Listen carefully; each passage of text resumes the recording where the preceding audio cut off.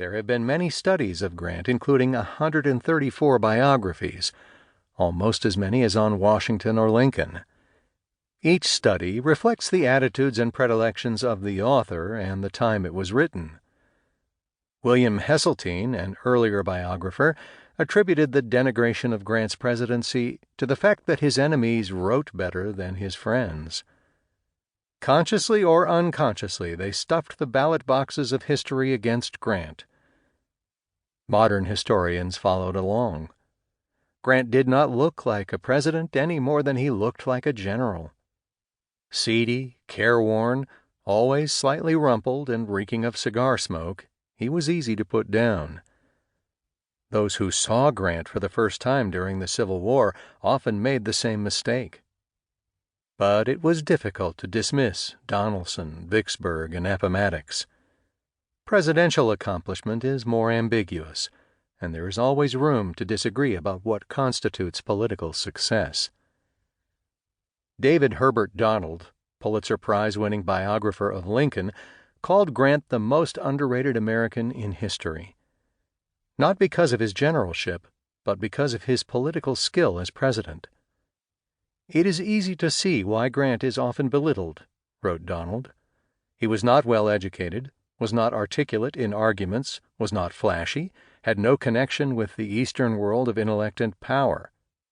Yet he was the only president between Abraham Lincoln and Woodrow Wilson to be elected to 2 consecutive terms of office.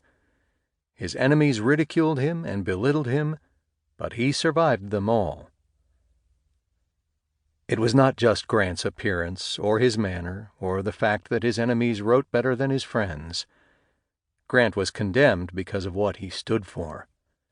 As president, he fought for black equality long after his countrymen had tired of the Negro question.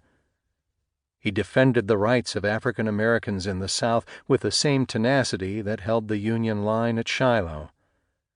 For Grant, Reconstruction meant a new order, with the freedmen integrated into the social and political fabric of the South.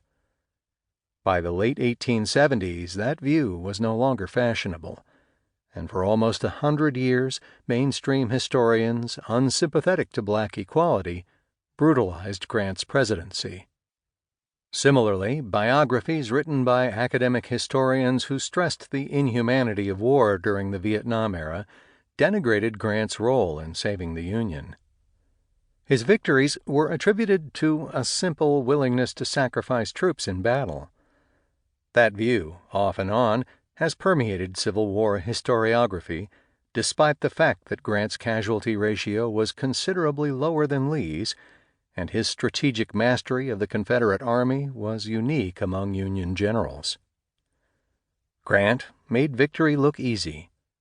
The clarity of his conception and the simplicity of his execution imparted a new dimension to military strategy. Grant ignored southern cities, rail junctions, and other strategic points, and concentrated on destroying the enemy army. His systematic deployment of overwhelming force not only led to victory in 1865, but established the strategic doctrine that became the basis for American triumphs in 2 world wars and more recently in the Persian Gulf. Grant's personal contribution demands recognition. Sheridan maintained, he was the steadfast center about and on which everything else turned. Sherman said, "Grant is the greatest soldier of our time, if not all time. He fixes in his mind what is the true objective and abandons all minor ones. If his plan goes wrong, he is never disconcerted, but promptly devises a new one and is sure to win in the end." Longstreet wrote simply, "He eclipsed us all." It has been customary for biographers to divide Grant's career at Appomattox almost as if he were 2 different men, the successful military commander and the failed politician. This biography emphasizes the continuity in Grant's life. The common thread is strength of character, an indomitable will that never flagged in the face of adversity. Sherman, who knew him as well as anyone, once remarked that he did not understand Grant and did not believe Grant understood himself. There was something mysterious about him.